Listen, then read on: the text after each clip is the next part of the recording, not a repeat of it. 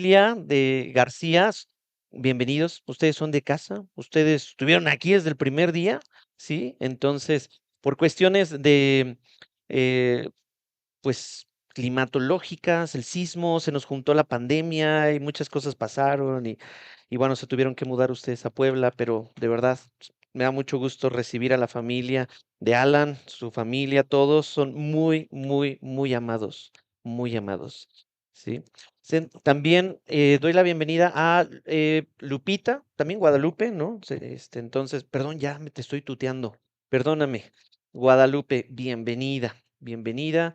Y bueno, también acá a Julie, bienvenida de nuevo desde Colombia. ¿Fue el último país?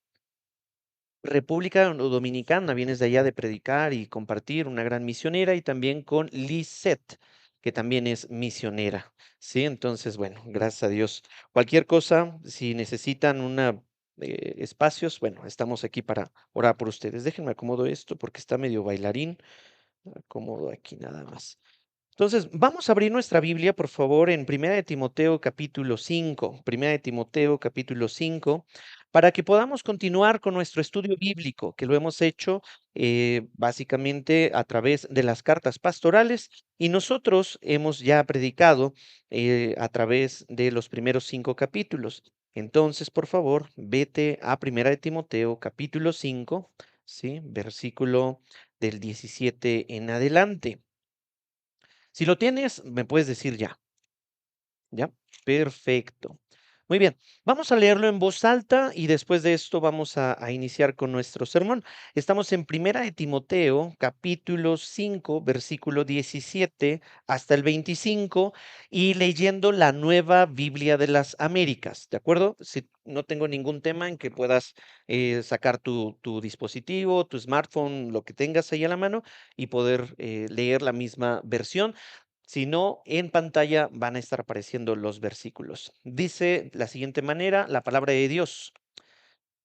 Los ancianos que gobiernan bien sean considerados dignos de doble honor, principalmente los que trabajan en la predicación y en la enseñanza, porque la escritura dice, no pondrás bozal al buey cuando trilla, y el obrero es digno de su salario. ¿Sí? Dice el 19, no admitas acusación contra un anciano a menos de que haya 2 o 3 testigos.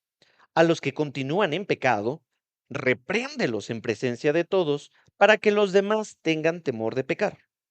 Te encargo solemnemente en la presencia de Dios y de Cristo Jesús y de sus ángeles escogidos, que conserves estos principios sin prejuicios, no haciendo nada con espíritu de parcialidad. No impongas las manos sobre nadie con ligereza, compartiendo así la responsabilidad por los pecados de otros. Guárdate libre de pecado.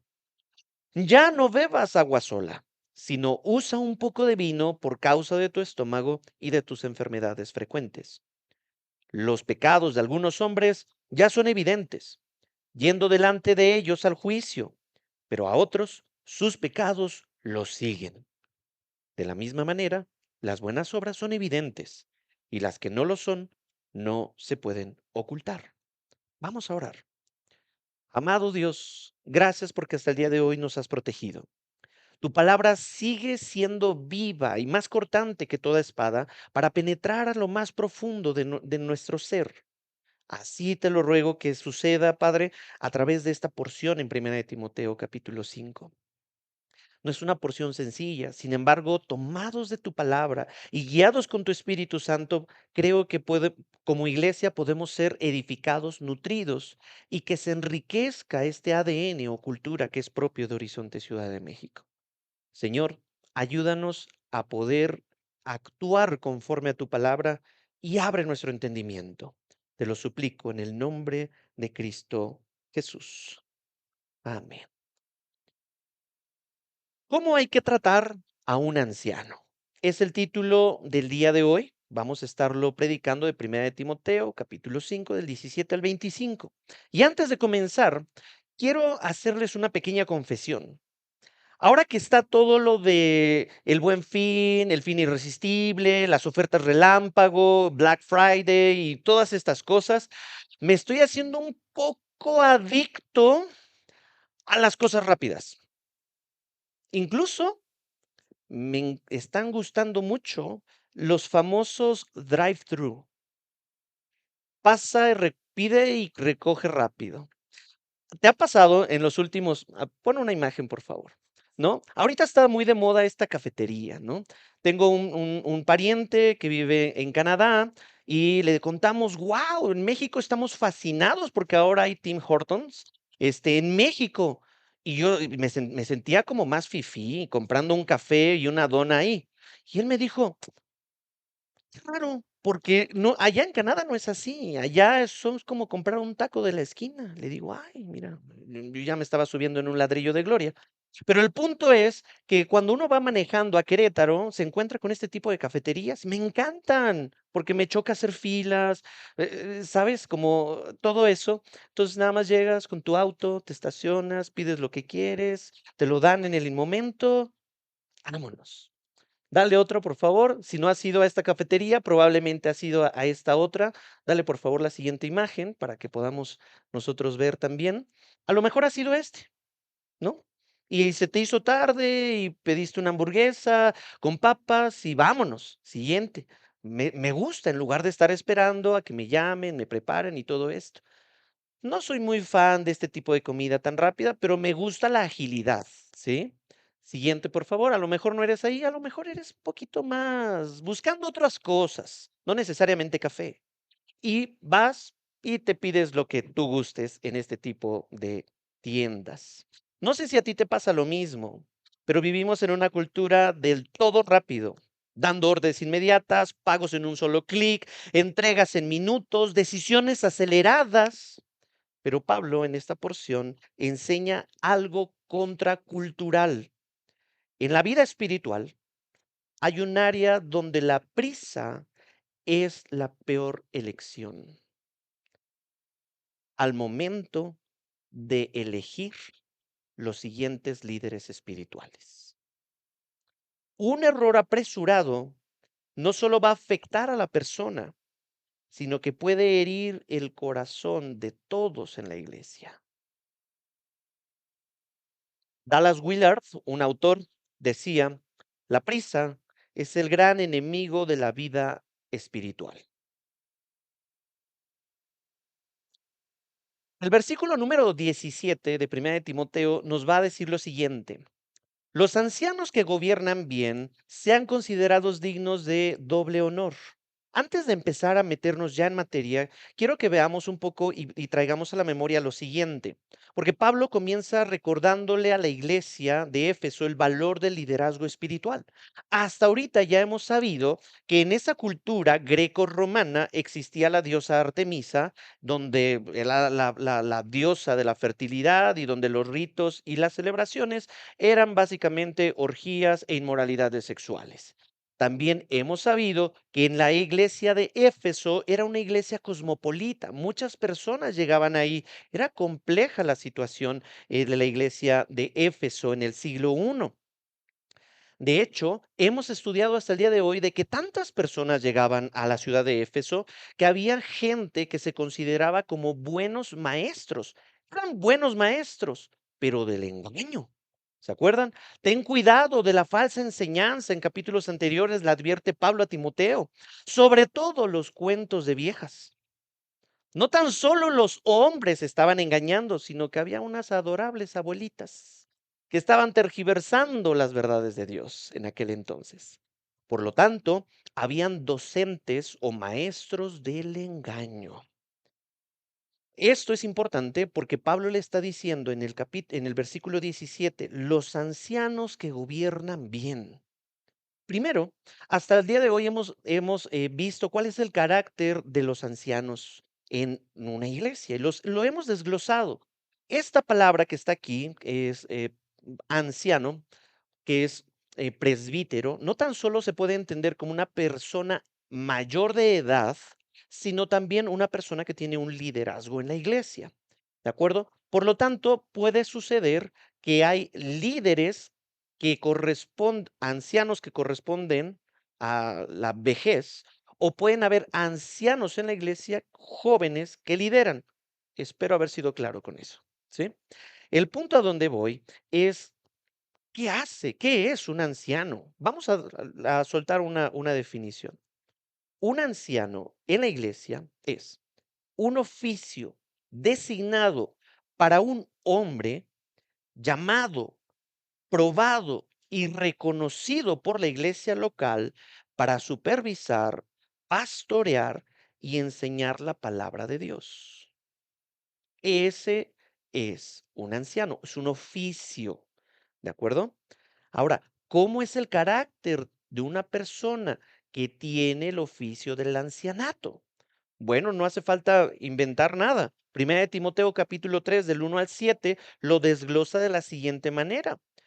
Primero, irreprochable, marido de una sola mujer, sobrio, prudente, conducta decorosa, hospitalario, apto para enseñar, no dado a la bebida, no pendenciero, no contencioso, no avaricioso, que gobierne bien su casa, no un recién convertido y que goce de buena reputación entre los de afuera. Así es el carácter de un anciano, según Primera de Timoteo, capítulo 3 del 1 al 7. Para empezar, no es poca cosa. Lo dije muy rápido, pero encontrar a un varón que cumpla todo esto es casi abrumador. Pudieran algunos tener el destellos de ciertas cualidades y rasgos de carácter, pero ¿te imaginas encontrar a alguien que cumpla todo esto? Es increíble. Por eso ellos son puestos en esta posición de liderazgo y con ese carácter. No lo voy a repetir ni a definir porque eso ya sucedió en capítulos anteriores, pero yo quiero hacernos la pregunta, ¿qué hace un anciano, pues? Ya vimos que tiene un carácter, que es un oficio en la iglesia para el liderazgo, la supervisión, la administración de la palabra, pero ¿qué hace exactamente? Bueno, podemos aquí poner mucho contexto bíblico. Yo quise ponerlo muy al estilo de nuestra casa, con un acróstico, pelos. Está de pelos ese pastor. Y está más chistoso porque quien lo puso fue mi pastor Quique Torres, que de repente como que la genética le hizo un mal juego. El acróstico es la P de predica la palabra de Dios. Apúntele. Entrena con la palabra de Dios. Entrena a otros. Lidera conforme a la palabra de Dios. Ora la palabra de Dios. Sirve con la palabra de Dios. Te voy a decir solamente las palabras clave porque lo demás lo puedes rellenar sin ningún problema. Predica, entrena, lidera, ora, sirve. Está de pelos. ¿Qué hace un anciano? Predica, entrena, lidera, ora y sirve.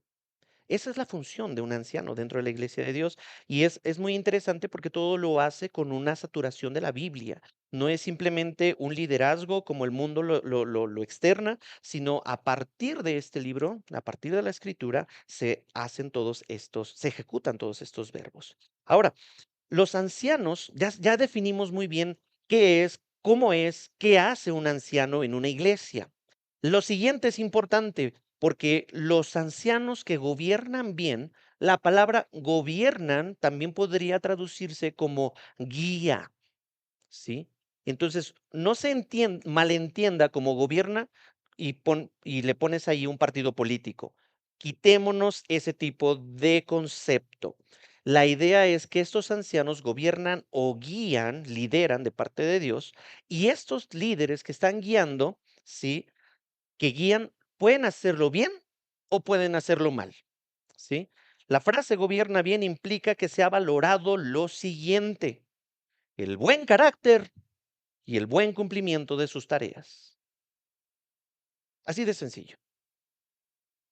Un anciano que ha gobernado bien es que está atendiendo su carácter y está cumpliendo sus tareas en el ministerio. No más. Aquí no estamos poniendo a la hora de evaluar a un anciano que gobierna bien mis preferencias. Aguas con eso, porque puedo tener mis preferencias, pero eso simplemente lo podemos poner entre cada persona y no necesariamente está pecando en contra de Dios. Por tanto, un anciano que gobierna mal, sí es posible, pero el contraste entre un anciano que gobierna mal y un anciano que gobierna bien radica en que el primero cumple solo con lo mínimo requerido, indispensable, para no ser descalificado del ministerio.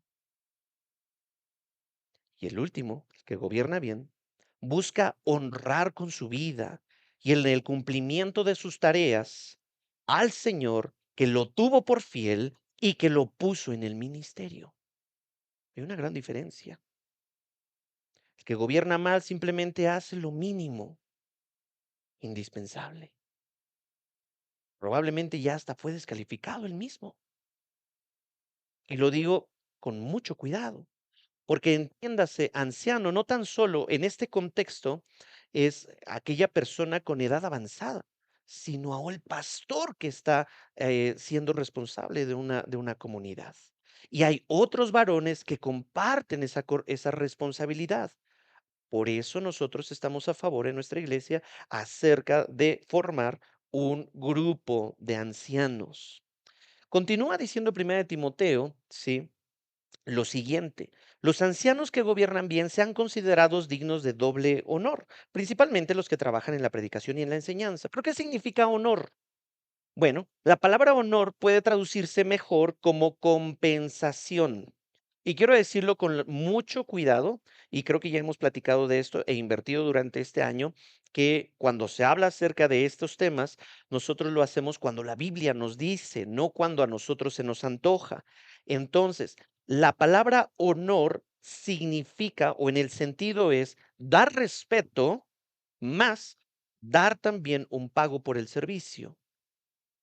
Lo estoy diciendo con mucho cuidado, porque muchos líderes ancianos han mal usado esto y lo han convertido para exigir, drenar, trasquilar a las iglesias. Y eso no debe de suceder.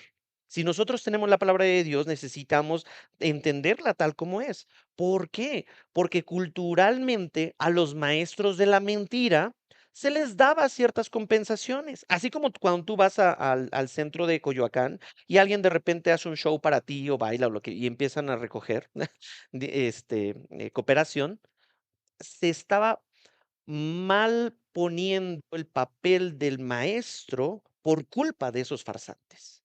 Por lo tanto, se estaba generando en la cultura un desprecio hacia los maestros de la palabra de Dios. Y dice Pablo, la iglesia local que ya honra, y ojo, voy a ligarlo con lo que predicó muy bien Bernardo la semana pasada, la iglesia local que ya honra a sus viudas, ¿sí? Debe también considerar dignos de doble honor a sus ancianos, sobre todo a los que trabajan diligentemente, y la palabra ahí que trabajan en la predicación se le añade arduamente hasta el cansancio, ¿sí? En la predicación y en la enseñanza de la palabra de Dios. Philip Towner comenta, el honor doble no es un lujo, es reconocimiento apropiado del peso del ministerio. Y se me hace muy difícil predicar esto, pero mi intención no es predicarlo para mi favor, sino predicarlo para el futuro, predicarlo para los que van a ser ancianos, predicarlo para cuando Dios nos llame a plantar otra iglesia, predicarlo para que podamos generar una cultura de decir, ah, ok, no solo es enviar a un misionero y órale, arrégleselas como pueda.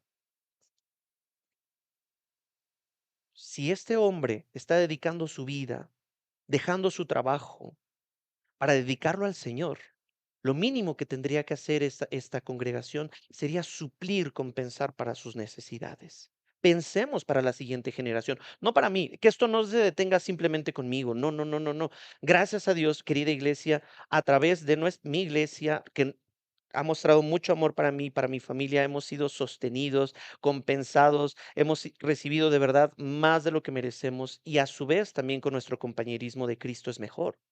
que han estado ahí con nosotros, que nos han apoyado en ciertos momentos críticos y que pastor nos ha dicho, ¿qué les hace falta? Y no tan solo a nosotros, sino la intención es de que pueda suceder. Y quiero que ustedes sepan, nosotros no lo hacemos para obtener una limosna. El Señor ha bendecido y ha dado con en abundancia. Mi copa está rebosando, mi copa está preparada. Gracias a Dios. Pensémoslo entonces para bendecir a la siguiente generación. Ujú. Vamos a seguir leyendo, porque entonces estos ancianos tienen que, sí, ahí déjale, gracias, gracias. Estos ancianos tienen que ser compensados por su obra, ¿no? El versículo 18 dice, porque la escritura dice, no pondrás bozal al buey cuando trilla, y el obrero es digno de su salario. Aquí Pablo está citando la ley de Moisés en Deuteronomio y las palabras de Jesús. El textual les está poniendo ahí. Y cuando Jesús usó esta frase o estas palabras, lo usó cuando mandó a sus discípulos a la gran comisión. Lucas capítulo 10, versículo 7 dice, permanezcan palabras de Cristo, entonces en esa casa, porque dice, cuando vayan a esa casa y los reciben, permanezcan entonces en esa casa, comiendo, bebiendo lo que les den, porque el obrero es digno de su salario. No se pasen de casa en casa, ¿sí? Por lo tanto, la labor, servir a Dios de tiempo completo, requiere un abandono de las cosas materiales, un desapego, una desvinculación, porque aquí no hay garantías.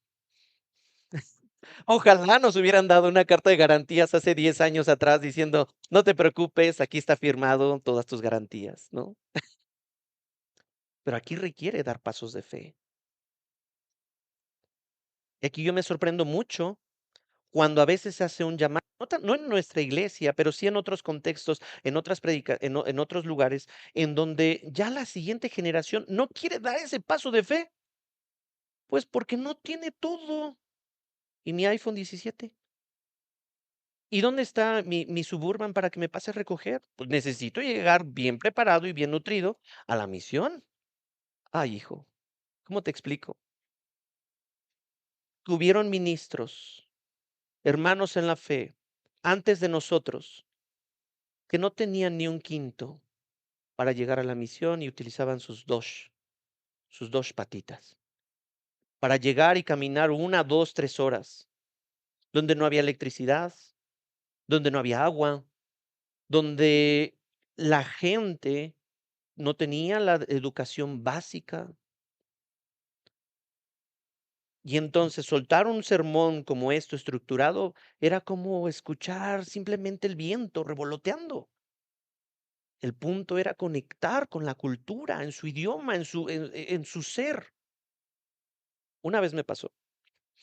Estando yo recién salido del CEBAM, de la Escuela de Ministerios, ya sabes, uno se vuela cuando termina de estudiar una materia. Y entonces nos fuimos todos, después de una clase de evangelismo, nos fuimos al centro, nos fuimos ahí a predicar, nos fuimos a compartir, llevamos comida, chalala. Y yo me puse como, dije, ay, voy a poner muy sensible, voy a ir con las señoras Marías, ¿no? Las que hacen las muñequitas y todo, las que están ahí sentadas afuera del sol, ahí en el centro. Y ya voy, hola señora, muy buenas noches. Y se para la señora junto con su niña. Y empiezo a predicarles de Cristo, del amor, de Efesios, la Biblia, el texto, tú, pam, pam. ¿Usted quiere recibir a Jesús en su corazón después de 20 minutos? Y me dijo, no hablo español. Hablaba un dialecto. Yo dije, qué vergüenza, qué bueno que nadie me vio. Pero no hay garantías. La única garantía es, no temas, dice Jesús, porque yo estaré contigo. Y sabes, eso marca la gran diferencia. Mi presencia irá contigo y te daré descanso. ¿Qué más necesitamos? Nada más. Entonces Jesucristo les dijo a sus discípulos, ahí está, el obrero es digno de su salario, no anden pidiendo, coman lo que les den, no anden de quisquillosos, no anden ahí ¿cómo se les dice aparte de quisquilloso? Remilgosos, ay, no, esto no me gusta, ay, es que soy servidor de Dios, pero yo pura maciza, ¿no? Nada de cuerito. Me mordí la lengua, Monse, me mordí la lengua para decir eso. Luego, Pablo, más adelante, para poder agregar más luz a esto, a la iglesia de Corinto le establece el mismo principio. Acompáñame ahí en tu Biblia, si no en la pantalla va a aparecer. Primera de Corintios capítulo 9, versículo 9 indica, pues en la ley de Moisés está escrito, no pondrás bozal al buey cuando trilla. ¿Acaso le preocupan a Dios los bueyes? ¿Qué responderíamos? Sí, ¿sí? O lo dice especialmente por nosotros, dice Pablo. Sí, se escribió por nosotros, porque el que ara debe arar con esperanza y el que trilla debe trillar con la esperanza de recibir de la cosecha. Versículo 11. Si en ustedes sembramos lo espiritual, ¿será demasiado que de ustedes cosechemos lo material? Una pregunta que es tan sencillo de contestar. Insisto, mi familia hoy es muy bendecida. Pensémoslo para la siguiente generación. Las siguientes personas que Dios ha de levantar en nuestra congregación como ancianos, que están viviendo un liderazgo. Si ellos están sembrando en lo espiritual, ¿será demasiado que de ustedes cosechemos lo material? Si otros tienen ese derecho sobre ustedes, ¿no lo tenemos aún más nosotros? Sin embargo, no hemos usado este derecho, sino que sufrimos todo para no causar estorbo al Evangelio de Cristo. ¿No saben que los que desempeñan los servicios sagrados comen la comida del templo y los que regularmente sirven al altar, del altar reciben su parte? Así también ordenó el Señor que los que proclaman el Evangelio vivan del Evangelio. Qué hermoso. Hay un sostenimiento de la comunidad para aquellos hermanos. Sin embargo, hay que cuidarnos también de los abusos.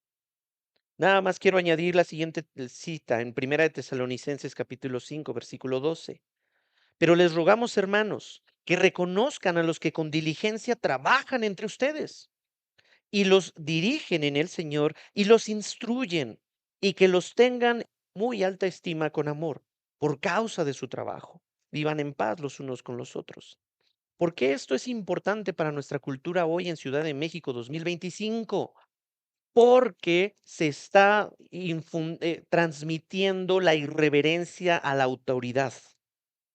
Y entonces hay muchos memes en contra de nuestra presidenta, hay muchas críticas en contra de nuestro gobierno, y bueno, se lo ganan, ¿no? Se ponen de pechito. Pero el punto es de que eso va infiltrándose en nuestra cultura, en nuestra familia, y tarde o temprano nuestros hijos van a escuchar, pues si mi papá le falta el respeto al presidente, falta el respeto a mi mamá.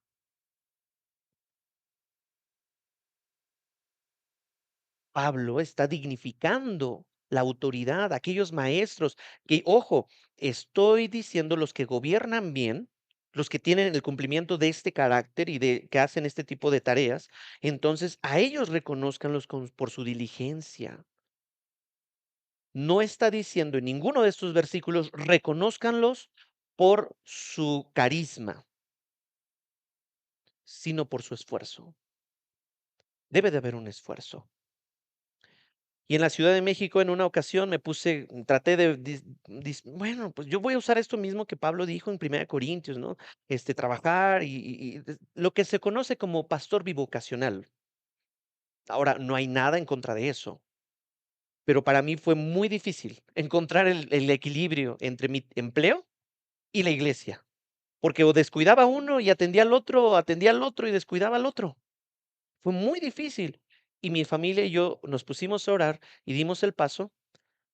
Y Dios se me adelantó porque me finiquitaron antes de que yo diera el paso y me corri me corrieron del trabajo, y dije: "Señor, ya no voy a trabajar, quiero dedicarlo 100% a ti", desde el 2020, mayo del 2020 hasta la fecha.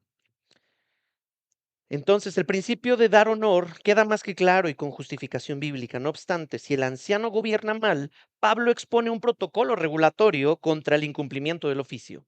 Qué bueno, porque si no sería bueno y sí, mucho, mucho para allá, pero ¿y si no cumple? ¿Qué hay que hacer? El protocolo, vamos a ver esto, es no hagas nada con parcialidad, dice el versículo 19. Veamos cómo tratar las acusaciones contra un anciano. No admitas acusación contra un anciano a menos de que haya dos o tres testigos. Este es el principio regulatorio que previene acusaciones malintencionadas de miembros que levantan con ligereza acusaciones contra algún anciano o líder. Y ya hemos pasado eso. Qué bueno que hay un protocolo regulatorio para que la iglesia sepa también qué hacer en contra de estos abusos que pudieran suceder. El protocolo indica que si el anciano en cuestión está desatendiendo su ser y o su deber bíblico, la acusación no puede ser admitida a menos de que haya dos o tres testigos de ese incumplimiento o pecado. No simplemente es porque ya me cayó mal o porque dijo algo que no me agradó. Descalifíquenlo. No es así. El principio está en darle honor a aquel que se ha dedicado en esto, porque tristemente nuestra congregación en un momento de nuestra historia, hubo tanta falta de respeto en señalar un, un aspecto de la vida de los líderes que yo dije, así no es. Eso no es lo que marca la Biblia. Tal vez tengas razón, pero esa acusación no va a justificar tu falta de respeto para con el líder. Creo que en ese entonces no había cuajado muy bien ese versículo en mi interior y solapé, me equivoqué, cometí el error, porque la Biblia dice claramente, 2 y 3 personas ven lo mismo o simplemente fue una preferencia de aquel miembro malintencionado que empezó a chismear, murmurar. De esta manera, los juicios apresurados, calumnias o rumores sin fundamento serán evitados. Y me gusta, no voy a decir que tiene que ser, vamos a añadirle un protocolo más a esto, lo que Pablo nos está diciendo, pero Spurgeon aconsejó a sus alumnos de la siguiente manera cuando predicó esto. Cuando personas vinieron al pastor con un chisme, él debía decir, bueno, esto es muy importante, así que tengo que darle toda mi atención. Pero mi memoria no es tan buena. Y tengo que pensar mucho al respecto. ¿Me lo podrías escribir todo? Spurgeon dice que esto se hará cargo del problema porque ellos no querrán escribir sus chismes.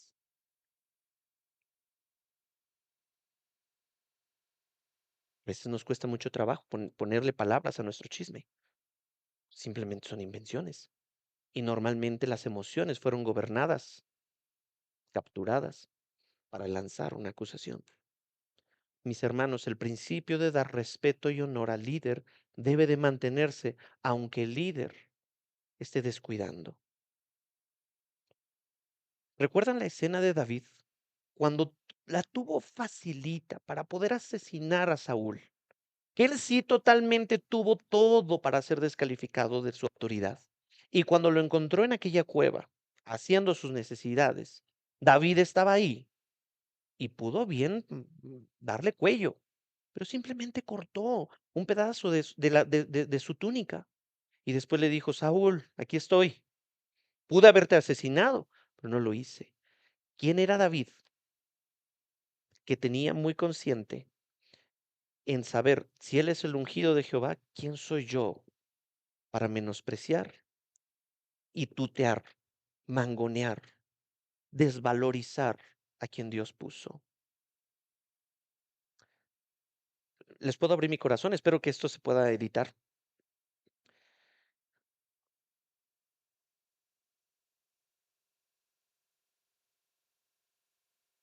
Normalmente las acusaciones son verdad, o tal vez el 60%, no sé.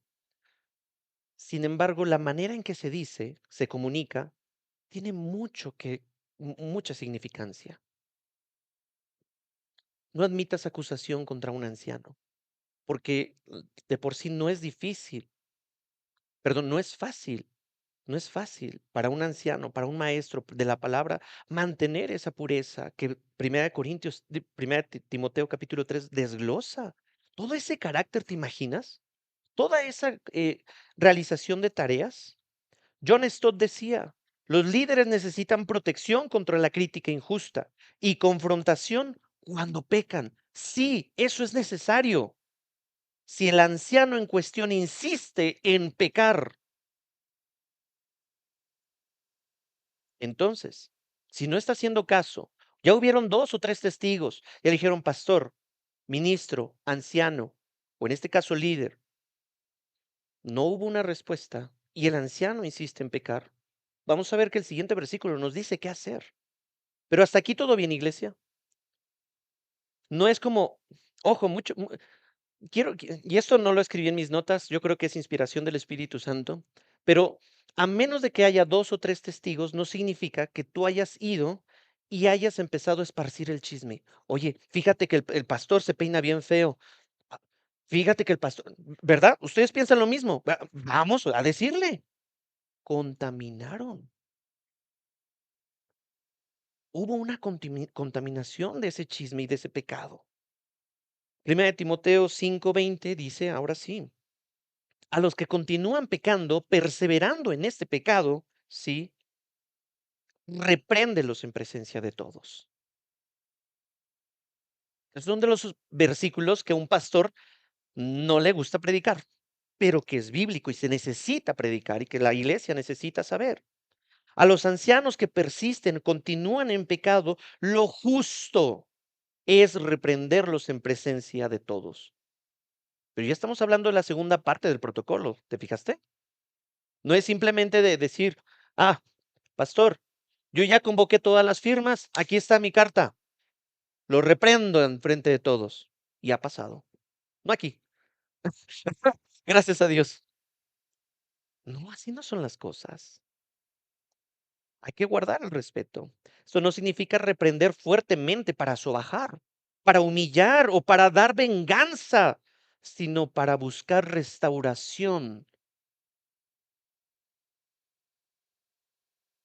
Un pastor que ha pecado también tiene el mismo derecho de ser restaurado.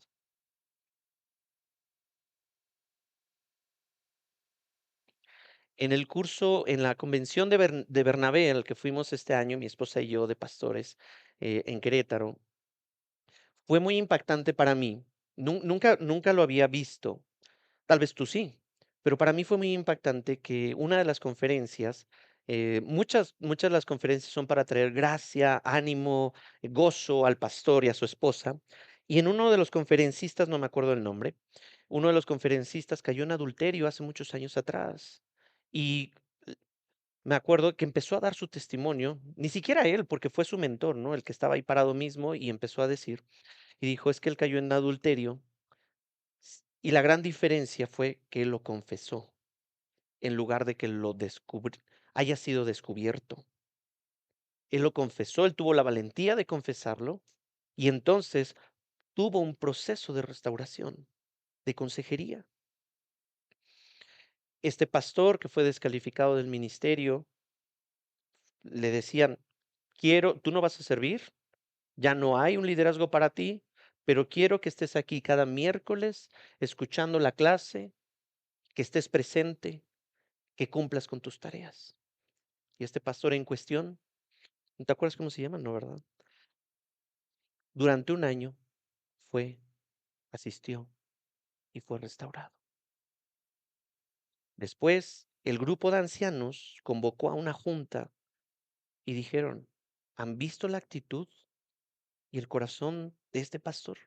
Sí, es admirable. Él ya no está buscando ministerio, ya no está buscando hueso, y aún así sigue viniendo a discipularse.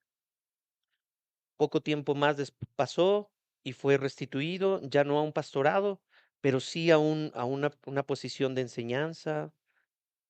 Y dije, wow, yo quiero que si en algún momento yo me logro equivocar y Dios me libre de no cometer algún adulterio o algo así, A lo mejor que sea descalificado por no hospedar gente o cosas así menos escandalosas. Pero que haya gracia en mi iglesia para que sea restaurado yo, o el líder, o el anciano en cuestión. Y digo: "Guau". En lugar de estarlo crucificando en redes sociales, en lugar de estarlo: "Sí, te lo mereces, siempre fui", y dije: "Oye, qué las redes sociales nunca van a servir para restaurar a alguien. Eso se hace aquí". Pero para los que continúan pecando, entonces sí, a ellos repréndelos en presencia de todos. Y ya lo dije, esto no significa sobajar, humillar, sino buscar su restauración. Y un autor dice, la disciplina pública es remedio para el pecado privado que se ha vuelto obstinado. Lo voy a repetir. La disciplina pública es remedio para el pecado privado que se ha vuelto obstinado. La reprensión pública es o tiene como propósito la segunda parte del versículo 20 para que los demás, ¿a quién se refiere? La congregación, tengan temor de pecar. Ese es el propósito. ¿Lo ven? El propósito es promover el temor de pecar, porque ni el encubrimiento ni el linchamiento son bíblicos. Vamos a lincharlo, sí. Vamos a cubrirlo, sí. No. Abordar la reprensión debe hacerse con mucho cuidado, con respeto, con honor. Por eso me entristece mucho todas estas marchas que simplemente promueven el día, que suceden en nuestra ciudad y que no buscan un propósito. Ahora, ¿sabes? Veamos el ejemplo que tuvo Pablo cuando reprendió públicamente a Pedro. Gálatas 2:14 dice, pero cuando checa la selección de palabras, por favor. Pero cuando vi que no andaban con rectitud en cuanto a la verdad del evangelio, dije a Pedro delante de todos, si tú, siendo judío, vives como los gentiles y no como los judíos, ¿por qué obligas a los gentiles a vivir como judíos? Bueno, énfasis añadido. No sé si Pablo utilizó ese tono. Dejémoslo simplemente con la selección de palabras. Cuánta elegancia, cuánto respeto, pero también qué buena reprensión tuvo Pablo. Porque se estaba alivianando, se estaba aligerando, su cristianismo se estaba enfriando y se estaba haciendo más como los gentiles en lugar de él ser ejemplo como judío. Y Pablo lo reprendió y ya, no hubo más. No convocó a un comité. Pablo no convocó al resto de los discípulos. Miren, miren lo que está haciendo Pablo. Vamos a descalificarlo. Vamos a poner cosas tan vergonzosas. Esta acción promueve la restauración del anciano, la protección de la iglesia y promueve el temor a pecar. Mantén la justicia sin favoritismos, mi querido cristiano, mi querido hermano, mi querido miembro de Horizonte Ciudad de México. El siguiente versículo en 1 Timoteo 5:21 dice, te encargo solemnemente en la presencia de Dios y de Cristo, sí, Jesús y de los ángeles escogidos, que conserves estos principios sin prejuicios, no haciendo nada con espíritu de parcialidad. Pablo encarga solemnemente a Timoteo que esto no se vuelva como un grupo donde solamente voy a ver por los que me caen bien.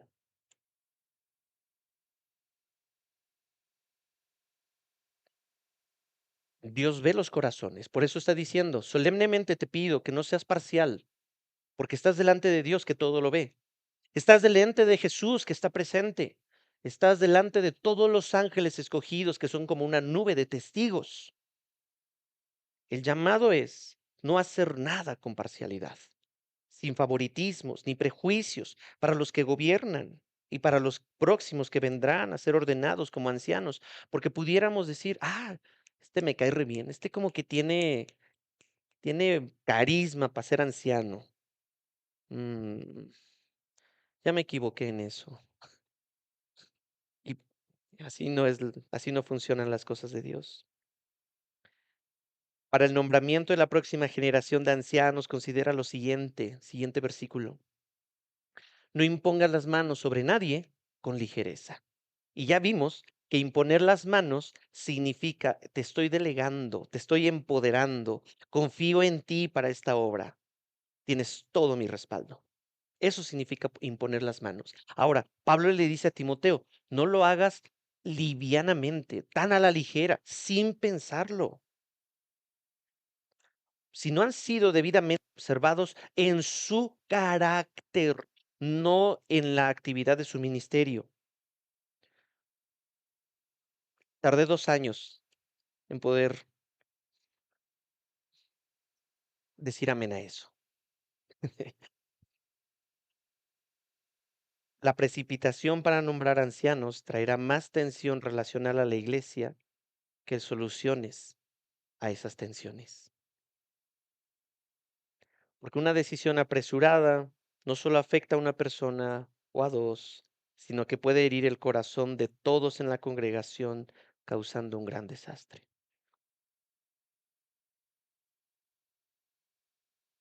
Ya me equivoqué y he pedido perdón también.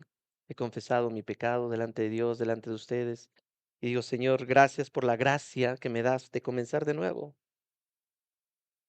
Porque la prisa es el principal enemigo de la vida espiritual. Y nombrar líderes sin examinar su carácter hace al pastor corresponsable de los pecados futuros de ese líder. Se vincula con esos pecados. Ahí dice, porque compartiendo así la responsabilidad por los pecados de otros. Corresponsable de pecados que el pastor nunca cometió. Y dice, mejor guárdate libre de pecado. Y esto sucede, lo anterior, por dar un mal tratamiento pastoral, por cobardía, por desinformación, por lo que tú quieras, a los pecados del nuevo líder, al aprobar sus acciones o al ignorarlas por temor. Por esto, el ancianato, un anciano requiere desesperadamente el fruto del Espíritu Santo y contrariamente, la paciencia. Hay que buscar desesperadamente la paciencia. Suena contradictorio, ¿no? Siguiente fragmento nos va a decir que el liderazgo requiere paciencia. Primeramente, guárdate libre del pecado. Y luego viene un versículo que para muchos sería como, oye, esto nada que ver con lo anterior, está interrumpiendo mi lectura bíblica, por favor, dale. Ya no bebas agua sola, sino usa un poco de vino por causa de tu estómago y tus frecuentes enfermedades. Y yo dije, ¿qué onda con esto? Bueno, David Gusick, uno de mis comentaristas favoritos, dice que Timoteo probablemente estaba absteniéndose de alcohol con aras de dar un buen ejemplo. Sin embargo, esta abstinencia estaba dañando su salud. ¿Por qué? Pues porque debido a la impureza del agua por los primitivos procesos de purificación de aquella época, el siglo I, y era mejor remedio para las frecuentes enfermedades de Timoteo, porque liderar una iglesia, de- algo, ¿cómo? Te revuelven las tripas, algo pasa ahí. Entonces, por tus frecuentes, usa un poco de vino en vez de agua. El agua no estaba totalmente purificada y el vino en aquella época era como un regulatorio intestinal por su proceso de fermentación. Pero no debe entenderse como un remedio generalizado para todos que justifique el abuso del alcohol. ¿Mm? Cuida tu salud. El principio que puedo sacar de aquí. Cuida tu salud, porque el liderazgo requiere de todas tus fuerzas, toda tu lucidez. Tu salud es requerida en el ministerio. Y ya dije, pues sí, sí, ahora ya tiene sentido. Siguiente, por favor. Y ya casi para terminar. Aquí Dios va a evidenciar las intenciones del corazón, o sea, porque Pablo ya nos dio el protocolo de cómo actuar contra un gobierno que está mal. Pero, ¿y si eso no está dando el fruto necesario? Bueno, en este cierre nos va a dar la razón para qué o por qué no apresurarnos en nuestras decisiones. Y dice, Los pecados de algunos hombres ya son evidentes, o sea, se lucen, yendo delante de ellos al juicio, pero a otros sus pecados los siguen. De la misma manera, las buenas obras son evidentes y las que no lo son no se pueden ocultar. Algunos pecados, mi querida iglesia, salen a la luz desde el principio. Es muy evidente. Este cuate es un vil pecadorzote y se le nota. Otros, otros pecados, se tarda tiempo en manifestarse, en darse evidencia de eso. Porque a veces como humanos somos muy creativos para esconder el pecado. Y hay algunas buenas obras que son visibles y otras toman tiempo en ser visibles. Por eso hay algunas buenas obras que tú has hecho y que seguramente no has buscado el aplauso de nadie, pero que tarde o temprano Dios te dará la recompensa. Y vendrá de Dios la recompensa de ese esfuerzo que tú hiciste. El tiempo es una herramienta que Dios nos da para revelar el corazón. John Stott concluye, el carácter emerge lentamente. Por eso la iglesia debe aprender el arte de esperar. Por eso me encantan los drive-thru y chocan con estos principios. Pero necesitamos aprender a esperar. Ya, es que la otra iglesia de la esquina ya puso ancianos, ya puso diáconos, ya puso líderes, ya emprendió ministerios. Gloria a Dios por eso. Pero hemos esperado 10 años para ver el corazón de los hermanos. Algunos los hemos conocido desde hace 10 años, a otros de hace 7, otros de hace 5, otros a veces 1. El tiempo solamente verá y pondrá en evidencia nuestro verdadero carácter, más allá de tener carisma. Hoy puedo decirte, porque me he equivocado, que preferimos más el carácter que el talento. ¿De qué nos serviría una sola persona con 10 talentos, con un egoísmo y una arrogancia, y preferimos mejor 10 personas con un talento, humildes y fieles al Señor? Priorizamos el carácter antes que el talento. El llamado está, iglesia, en que una iglesia saludable se distingue porque honra a sus ancianos fieles y trata con justicia las acusaciones y la reprensión de los ancianos. No tan solo eso, sino que cuida la salud emocional y física de los ancianos. Recuerda que Dios revela el carácter con el tiempo. Que Horizonte Ciudad de México sea una iglesia que honra a sus líderes sin caer en idolatría. Que Horizonte Ciudad de México sea una iglesia que corrige sin destruir. Que Horizonte Ciudad de México sea una iglesia que espera sin apresurarse y que camina con paciencia espiritual. Quiero dejarte con 3 preguntas. ¿Cómo está tu corazón hacia los líderes de Horizonte Ciudad de México?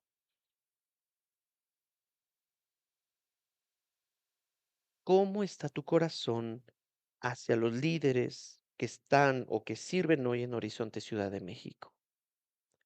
¿Los honras con tus palabras, tus actitudes y tu oración? Segunda pregunta. ¿Estás contribuyendo a la unidad o participando en rumores que destruyen la armonía? Estoy hablando de nuestra iglesia local. Repito, ¿estás contribuyendo a la unidad o participando en rumores que destruyen la armonía? Y número 3, ¿qué pecado necesitas traer a la luz delante del Señor antes de que el tiempo lo exponga?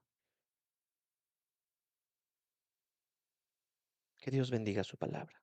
Vamos a orar. Señor, esta porción de Primera de Timoteo, Señor, es muy aleccionadora.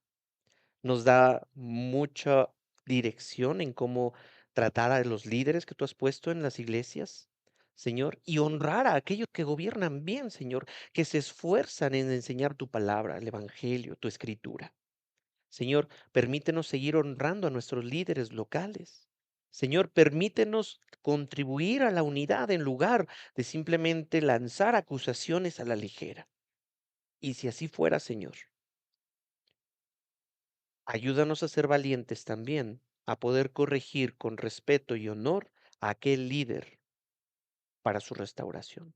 Y valentía para poder externar públicamente y reprender públicamente a aquel que está perseverando en el pecado, viviendo, que no fue un desliz, sino es un hábito constante en su pecado.